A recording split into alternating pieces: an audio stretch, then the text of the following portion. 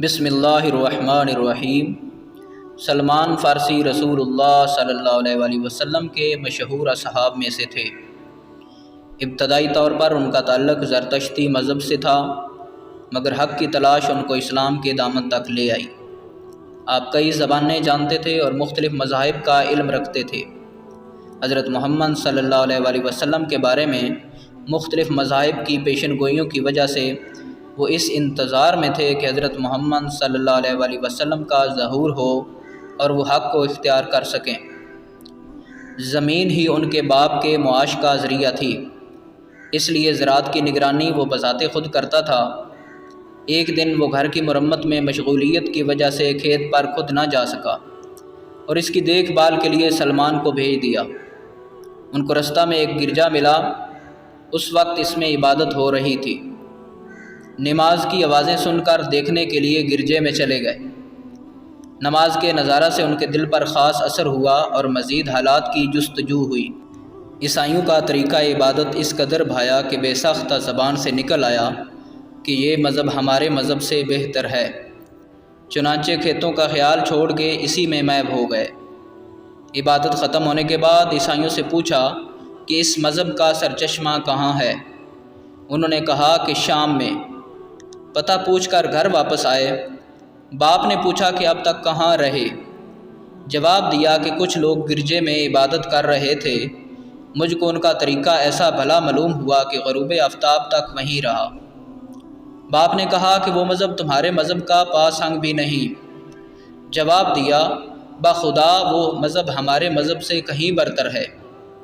اس جواب سے ان کے باپ کو خطرہ پیدا ہو گیا کہ کہیں یہ خیال تبدیل مذہب کی صورت میں نہ ظاہر ہو، اس لیے بیڑیاں پہنا کر مقید کر دیا۔ مگر ان کے دل میں تلاش حق کی تڑپ تھی، اس لیے عیسائیوں کے پاس کہلا بھیجا کہ جب شام کے تاجر آئیں تو مجھ کو اطلاع دینا۔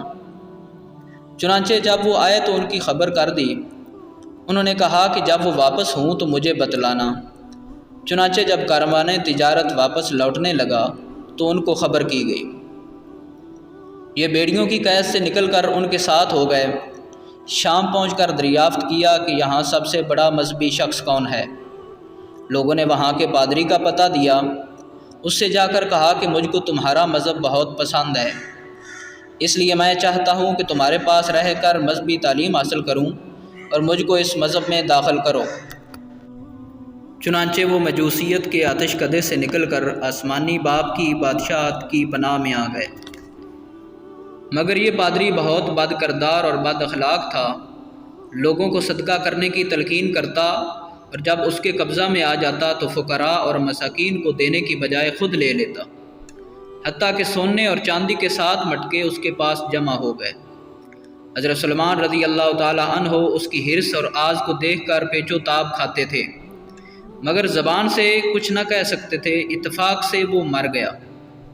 عیسائی شان و شوکت سے اس کی تجہیز و تکفین کرنے کو جمع ہو گئے۔ اس وقت انہوں نے سارا اعمال نامہ ان لوگوں کے سامنے کھول کر رکھ دیا۔ انہوں نے ان کو لے جا کر اس کے اندوختہ کے پاس کھڑا کر دیا۔ تلاشی لی گئی تو واقعی 7 مٹکے سونے چاندی سے بھرے ہوئے برآمد ہوئے۔ عیسائیوں نے اس کی سزا میں دفن کرنے کے بجائے اس کی نعش کو صلیب پر لٹکا کر سنسار کیا۔ اس کی جگہ دوسرا پادری مقرر ہوا۔ یہ بڑا عابد و زاہد اور تارک الدنیا تھا، شب و روز عبادت الہی میں مشغول رہتا۔ سلمان اس سے بہت مانوس ہو گئے اور دلی محبت کرنے لگے اور آخر تک اس کی صحبت سے فیضیاب ہوتے رہے۔ جب اس کی موت کا وقت قریب آیا تو اس سے کہا کہ میں آپ کے پاس عرصہ تک نہایت لطف و محبت کے ساتھ رہا، اب آپ کا وقت آخر ہے، اس لیے آئندہ کے لیے مجھ کو کیا ہدایت ہوتی ہے؟ اس نے کہا کہ میرے علم میں کوئی ایسا عیسائی نہیں جو مذہب عیسوی کا سچا پیرو ہو۔ سچے لوگ مر کھپ گئے اور موجودہ عیسائیوں نے مذہب کو بہت کچھ بدل دیا ہے، بلکہ بہت سے اصول تو سرے سے چھوڑ ہی دیے ہیں۔ ہاں، موصل میں فلاں شخص ہے جو دین حق کا سچا پیرو ہے، تم جا کر اس سے ملاقات کرنا۔ تو دوستو، امید ہے ہماری یہ تحریر آپ کو پسند آئی ہوگی۔ اگر یہ تحریر پسند آئی ہے تو اس کو لائک کریں اور شیئر کریں اور ہمارے چینل کو سبسکرائب کر دیں۔